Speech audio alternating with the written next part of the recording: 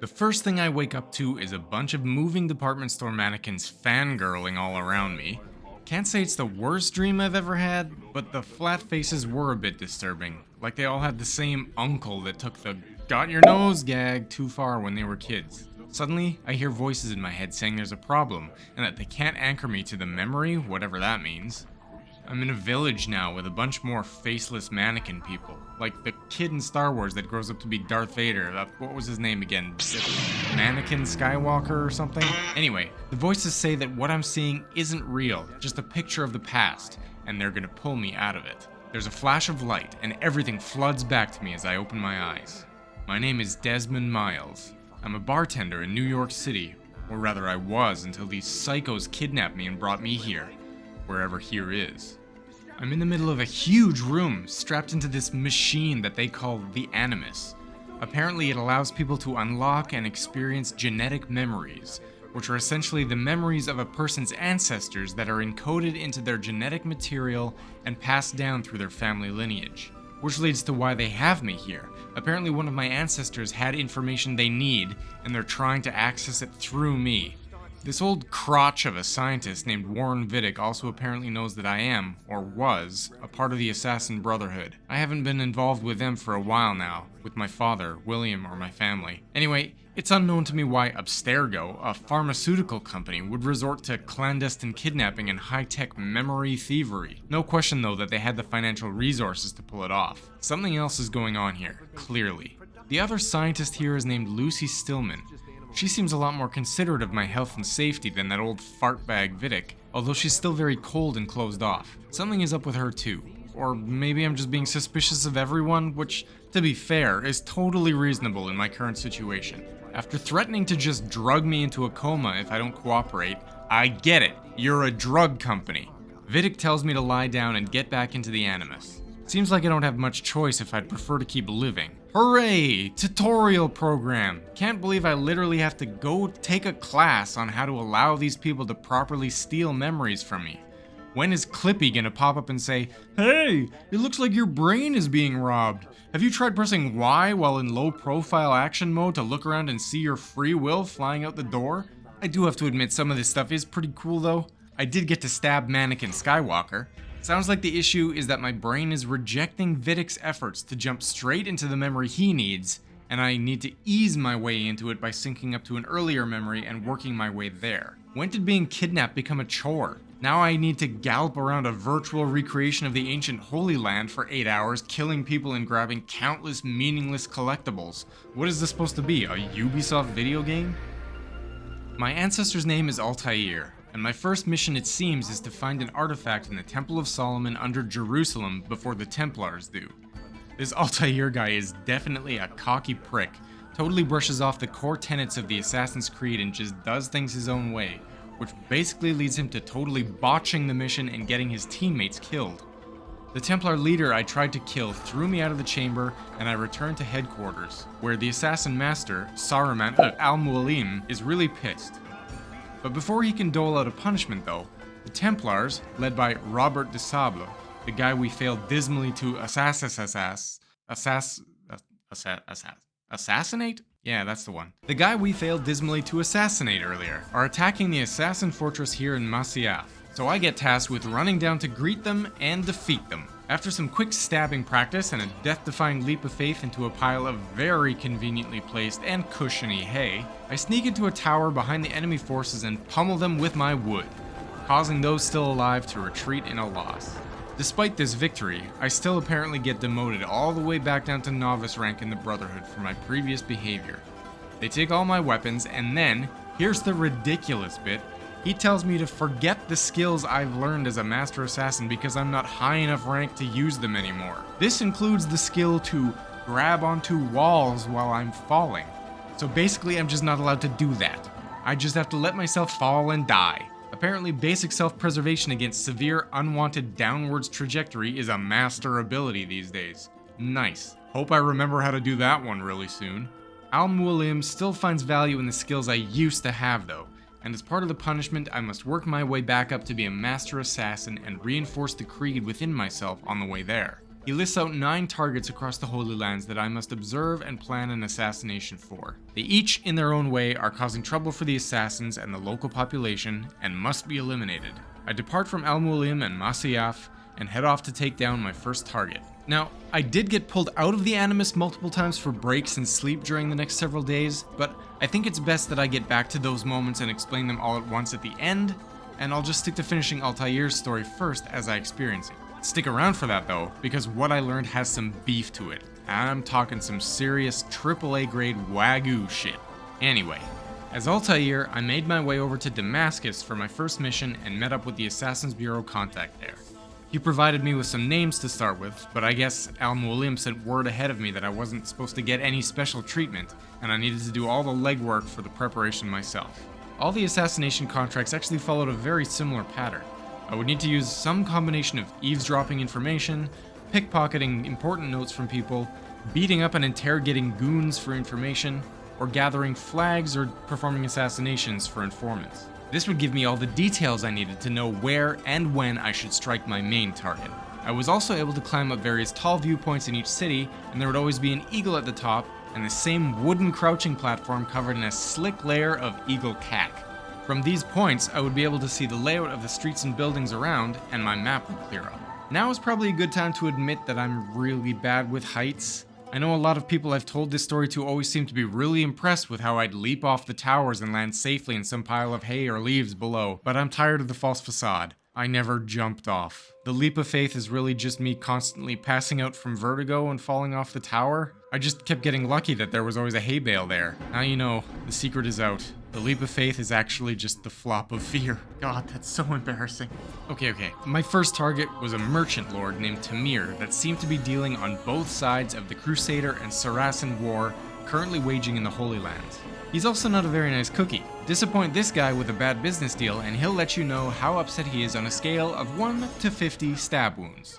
He was clearly pissed at this guy though. Technically speaking, I also do the same thing, but it was only 1 stab. I wasn't that upset. I soak up some of his blood into a feather as a token of my success. Apparently there were no napkins in the Holy Land, so people used feathers apparently for cleaning up spills, bloodstains, toilet paper, and returned to Al Mualim. He was pleased with my progress and restored to me an assassin rank and one of my skills. Still wasn't grabbing while falling though, that's still a no-no. The rest of the targets were pretty rinse and repeat.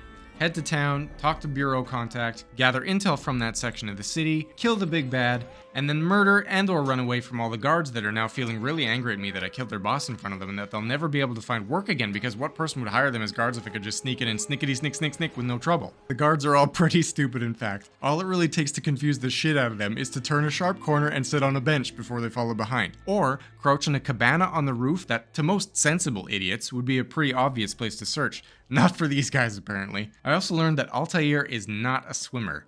If my toe so much as touched the puddle, it was instant desync. Between my fear of heights and his fear of water, we are barely holding on. Glad both of us are okay around the sight of blood. A real quick run through of the lovely chaps I was tasked with unaliving includes a doctor that was conducting experiments on his patients. In fact, to prevent one guy from escaping again, he got the guards to break both of his legs in front of the hospital. At least he was close to a hospital to fix them. Silver lining, folks. There was the leader of a gang of slavers, the corrupt temporary rulers of Damascus, Acre, and Jerusalem, put in place while the true rulers were fighting in the war, a leader within the Crusaders that was paranoid and planning to betray his men, and a scholar in Damascus that was rounding up and burning written knowledge. Lovely folks all. Each and every one of them. Just lovely people. But the loveliest one, my dear and patient listener, is Robert de Sable, the old bald stupid thumbhead himself. There was a suspicion, however, that slowly grew with each passing target. They all seemed to think that they were doing good for the world, helping it in some way. Some of them made reference to the artifact that we stole from Jerusalem at the start of the story, the Piece of Eden, as something that could bring about a new world. Others alluded to the fact that Al Mualim might not be entirely on the level either, and my suspicions of his motives also grew. I came to learn that all the men I was killing were part of the Templar Order, just like Robert de Sable. I also came to understand and respect the Assassin's Creed, and to accept my place within the Order. To see the difference between the Templars, who would seek to gain knowledge as an advantage to rule over others, and the Assassins who seek the same wisdom to share with everyone to keep people free. For my final mission, I embarked to Jerusalem to take down Robert once and for all. Based on my investigation, he would be attending the funeral of one of my previous targets. How appropriate. We could turn it into a 2-for-1 deal, save on the funeral arrangement costs. I tracked him down, got into a bit of a scuffle, and while going in for the kill, I pulled off his helmet and revealed some random woman I didn't recognize whatsoever. What the hell?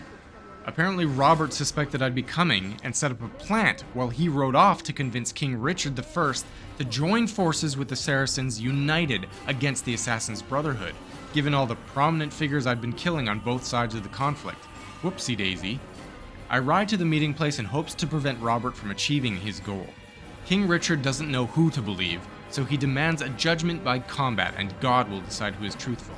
I obviously win because I have the power of God and anime on my side! As he lays dying, Robert finally confirms my suspicions that Al-Mualim has been conspiring against both the Assassins and Templars to use the Piece of Eden for his own plans. Arriving back in Masyaf to confront him with the assassins I've befriended along my journey, I find the whole population in an enthralled, trance-like state, under the control of Al-Mualim. Somehow I'm able to resist the power of the artifact, and I fight off the hallucinations he sends to attack me. Projections of the 9 targets he sent me to kill. Duplicate projections of himself. He eventually appears himself to speak to me, and stated that it was this piece of Eden that created illusions that caused people to follow the men that wielded them in the past. The Trojan horse, the parting of the Red Sea, all illusions brought forth through the Piece of Eden. Well, we obviously can't have him running around with that kind of power, so I kill him too. I walk over to destroy the Piece of Eden as well, but as I do, it opens up into a projection of the globe with various other pieces of Eden locations marked. Turns out this is what Vidic and Abstergo were looking for in my head, a map, and at this point, I'm pulled out of the Animus. Alright, with Altair's story all wrapped up, let's get back to the problems in real life from where I left off before. So basically, after every couple assassination targets I took out, I was unceremoniously pulled out of the Animus to rest. But in pretty much every case, Vidic sounded really pissed off that we had to take a break, and Lucy sounded really pissed off that we hadn't taken one. After one of the sessions when I get pulled out, Vidic gets a phone call and then gets really pissed at me before leaving the room. Lucy tells me that apparently the other assassins are trying to stage a rescue, and that the conflict that I'm experiencing through Altair never ended with Robert and Al-Mualim. She says that Abstergo is a Templar-owned company, and everything they have their fingers in is in pursuit of nefarious Templar goals, which the assassins are still trying to stop. Every night, when going to bed, I get quick flashes of weird glowing symbols, but I have no idea what they mean. At some point, Lucy seems to have snuck the access code to my room door into my room and left her access pen out. I'm able to sneak out and look through her emails for some pretty juice information. Seems one of Lucy's former coworkers died in mysterious circumstances, and Abstergo is covering it up. I was also able to sneakily take Vidic's key access pen from his pocket while he was looking out the window. There were details on his machine that Abstergo was caught testing a new drug without the public's knowledge, and now are being investigated by the FDA. Also, something about a satellite launch that is meant to be used to find the pieces of Eden, but it's being publicly touted as something that'll improve cell reception. Finally, there are some emails explaining that the previous piece of Eden that they had apparently caused a big problem at another one of their facilities near the Denver International Airport, and a bunch of people were killed, but a witness got out that they're trying to silence. Seems like this drug testing issue is also causing problems with more eyes looking at Abstergo than they'd like. Lots of pretty crazy shit going on. I was also able to have more chats with Lucy. She told me that Vidic contacted her while she was looking for work after university, and he hired her to work on the Animus project. She became a prisoner of Abstergo as well, forced to work for them. When the project ended, Abstergo sent a team to kill her, but Vidic showed up and stopped them. He must be some sort of bigwig in the club, but it seems Lucy owes him big time now. Eventually, the assassins show up for their rescue attempt, but Abstergo kills them all. Vidic also insidiously makes it known that they've been clearing out assassin hideaways and that my family may be dead. After he leaves the room, Lucy tells me to have hope and reveals that her ring finger is missing, just like the assassins. I can only assume she is one too. There's a new email on her computer that seems to suggest she is the one that contacted the assassins who attempted to get me rescued. After I recover the Piece of Eden locations and I'm pulled out of the Animus for the last time, several mysterious men are in the conference room instructing Vidic to kill me now that they have their map, but Lucy intervenes and suggests that I'm still valuable alive, and that my memories may still be helpful in recovering the other artifacts. As Lucy and Vidic leave the room, I I all of a sudden have a flash of my vision, just like Altair's eagle vision, and I can see the red markings from my dreams over the past week. I look over at Vidic and Lucy, and Vidic appears red, but Lucy appears blue, seemingly implying that he's bad and she's good. I walk into my room and see more symbols, but have no idea what they might mean. But that, my friends, is where this part of the story must end. Thank you all so much for watching. I really appreciate each and every one of you and all the comments and stuff that you leave. There's only upwards and onwards to go from here, friends. So, for now, as always, I will see you guys in the next video, but until then, be legendary.